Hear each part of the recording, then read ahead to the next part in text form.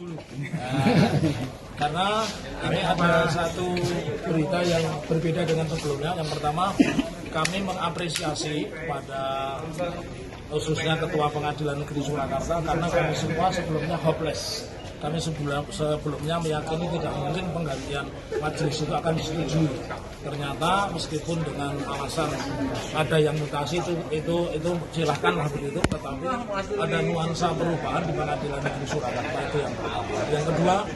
Dan saya melihat Pengadilan Negeri Surakarta ini tidak pernah terjadi sebagaimana di Pengadilan Negeri Surabaya. Hakimnya ditangkap, paniteranya ditangkap, ya. Tidak pernah sepanjang saya mengikuti persidangan. Dan yang ketiga, kita menunjukkan hari ini kepada siapapun, kalau kalian itu punya integritas, kalian itu punya nyali dan kalian itu benar, maka siapapun orang akan melihat sebuah kebenaran itu tentu akan diapresiasi. Terbukti hari ini tidak pernah di dalam sejarah Pengadilan Negeri Surakarta ini ada pengacara mengajukan pergantian hakim. Dan kita hari ini majelisnya diganti semuanya, bukan hanya satu, tapi diganti semuanya. Tetapi apakah cukup kami mengucapkan apresiasi? Tentunya belum, karena seperti yang disampaikan oleh Bapak Ketua Majelis Hakim tadi, bahwa di situ Pak Kapolri belum menugaskan siapapun. Kalau pernyataan saya mungkin Pak Kapolrinya bingung juga, karena sebentar lagi mau diganti kan gitu. Mungkin bersamaan persidangan itu mungkin sudah ganti Kapolri baru, jadi khawatir juga siapa yang nanti delegasi, tetapi menunjukkan kepada kita bahwa kepolisian itu dalam tanda petik menjalankan praktek-praktek insubordinasi, pembangkangan, ya. Yang kedua, tidak menghormati hukum, dan yang ketiga, menganggap institusi kepolisian ini sebuah institusi yang super body, artinya dia lebih hebat dari siapapun, karena sudah 2 kali persidangan dan polisi tidak pernah datang, padahal sebenarnya simpel saja, karena polisi itu banyak dari Mabes Polri, dari Polda Jawa Tengah, atau bahkan mungkin dengan Polresta Surakarta pun bisa, tetapi hari ini kita tidak melihat. Namun sebagaimana Ketua Majelis dan kami sampaikan, ada poin menarik, ya.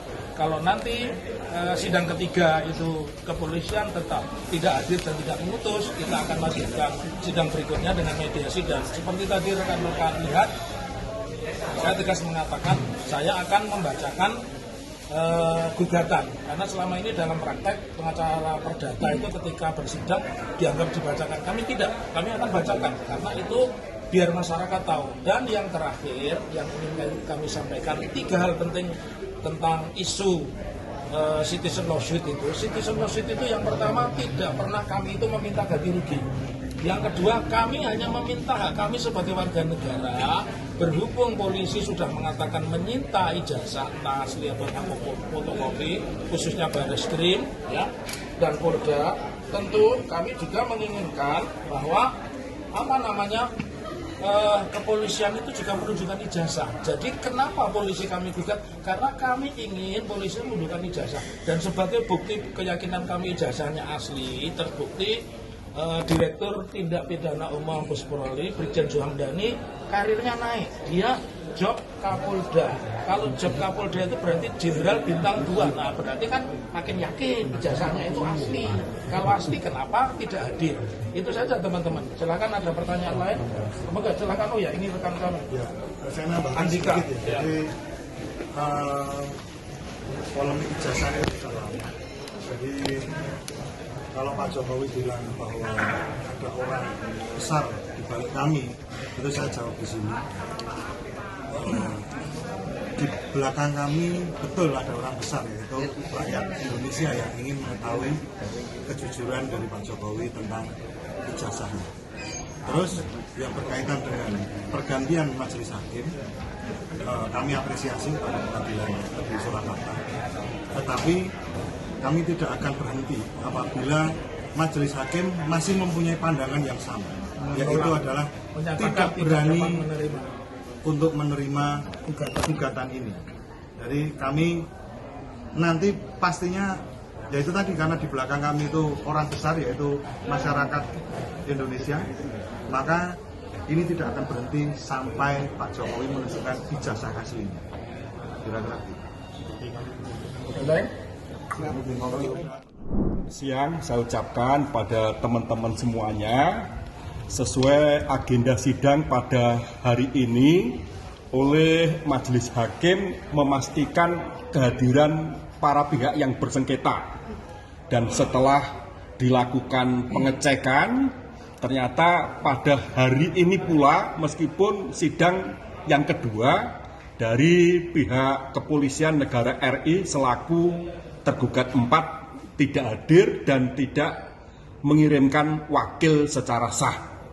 Nah, oleh karena masih ada kesempatan satu kali lagi untuk melakukan pemanggilan melalui pos tercatat, maka oleh Majelis Hakim Pemeriksa Perkara akan melakukan pemanggilan kepada pihak Kepolisian Negara RI agar hadir pada tanggal 14 Oktober yang akan datang. Jadi demikian apa yang disampaikan oleh Majelis Hakim dalam pemeriksaan perkara pada sidang yang kedua kalinya. Kalau terkait dengan tanggapan penggantian Majelis Hakim tadi? Nah, terkait dengan penggantian Majelis Hakim sudah disampaikan oleh Ketua Majelis pada awal persidangan yang pada pokoknya bahwa pergantian tersebut atas dasar mutasi. Jadi sekali lagi bahwa pergantian Majelis Hakim bukan karena permohonan yang diajukan oleh pihak penggugat melalui kuasa hukumnya, akan tapi karena Majelis Hakim Pemeriksa Perkara yang telah ditetapkan oleh majelis dan yang telah ditetapkan oleh Ketua Pengadilan dan sudah melaksanakan sidang yang pertama ternyata telah dilakukan mutasi oleh Mahkamah Agung. Menanggapi hal ini tidak ada masalah ya dari pihak? Bagi kami tidak ada permasalahan. Jadi kami dalam hal menyelesaikan suatu sengketa, kami tidak memandang siapa majelis hakimnya, tidak memandang siapa para pihaknya, tetapi yang perlu kami perhatikan dalam hal ini adalah objek sengketanya.